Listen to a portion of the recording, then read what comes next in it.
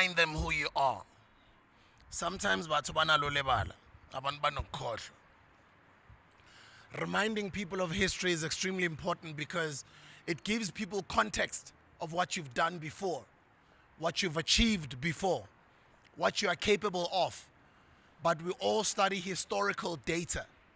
That's why when you go to the bank to ask for money, they're going to ask you for your 3 months banking statements, or they're going to ask you for your 6 months banking statements. Why? Because they want to study historical data as to the type of payer that you are, the type of client that you are. It's always important as you act on a daily basis in this present time. Remember, at some point it will be history. So it's extremely important to remind people who you are. It's extremely important to act according. When I say act according, it depends on the environment that you're in. But remember, everything that you put out there online is going to be there forever. The reason why you have to remind people, people forget. People forget. So remind them of your history. Remind them of your own history. Where are you from? Where is your father? Where is your mother from? Where is your family from? Where are you from? What are your origins? That's the journey that I've been going through over the past, 7 years? Own spiritual growth journey that I've been on. Finding out whose I am. Finding out who am I? History. Gotta study history. Why is it important for us to study history?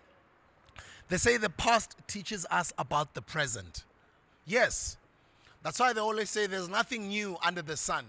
What has happened before will continue to happen again. uNkulunkulu wenze lo mhlaba millions of years ago. And what has happened in the past will continue to happen. Seasons will change. But ilanga lisazotshobela ekseni, or lisazotshobela ntambama livumbuke ekseni. On other seasons, it's darker nalitshobela. It's darker earlier than other seasons. But seasons are man-made. Time is man-made. The world is created by God. That's why it's been around here for millions of years to come. That's why books like the Bible, let me just say the Bible, or maybe the Quran, whatever book it is that is historical, it's extremely important because people study those books to understand history, what happened in the past. So now as a hustler who's growing themselves and getting themselves out there, getting your skills out there, growing your brand, growing your business, getting your skills, getting your talents out there to be known by the world, you always have to remind people about what you've done. People have to know about who you are because the past teaches us about the present. That's why when you're going to look for that job, they're going to ask for that CV. We want to know the type of person we're dealing with here. You can come here on the interview and impress us all you like with your great English, looking good with a tie, and tell us that you're going to deliver. This position is yours. This position was made for you. This company needs to hire you because this is what you're going to bring to the table. This is what you're going to... But are you really going to? We don't know up until we read your CV. The past teaches us a lot about the present. Because history gives us the tools to analyze and explain problems in the past.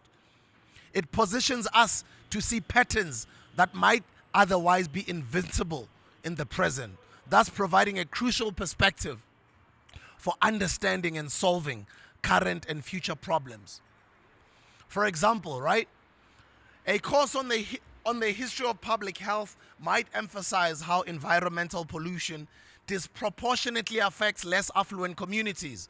A major factor in the Flint water crisis, it's an article that I'm reading online, but what I'm trying to say is, if you can understand historical facts, it helps you to solve current problems. So understand that history is important. So remind people who you are. Remind people of your history. Remind people what you're capable of. Remind them with facts, though. If you can, write down books. If you can, do what we're doing. Create content. Because content is going to exist forever. That's why I chose to walk my lane. And what is my lane? I create evergreen content. I do not necessarily focus on current affairs. Why? Because current affairs, most likely it becomes relevant for about a couple of days, or for 2-3 days, at most a week. And then people move on. A lot of people have moved on from Thabo Bester. They've moved on. People move on, guys. So I create evergreen content. Content that even if you bump into this video 10 years from today, it still makes sense. Because it's relevant, it's about wisdom, it's about personal development, it's about education, it's growing other children out there. It's growing abantu bakithi, abantu abamnyama. It's growing our young people. I've chosen to walk this lane. Choose your lane. What is your lane? Kodwa sikhumbuze ukuthi ubani, sikhumbuze ukuthi wenzeni, sikhumbuze ngama-facts boy, hayi ngomlomo kuphela. Kawufela babuwa, mara bayikayi babayethanga. Bonke bayakhuluma, bayingakho abayenzayo.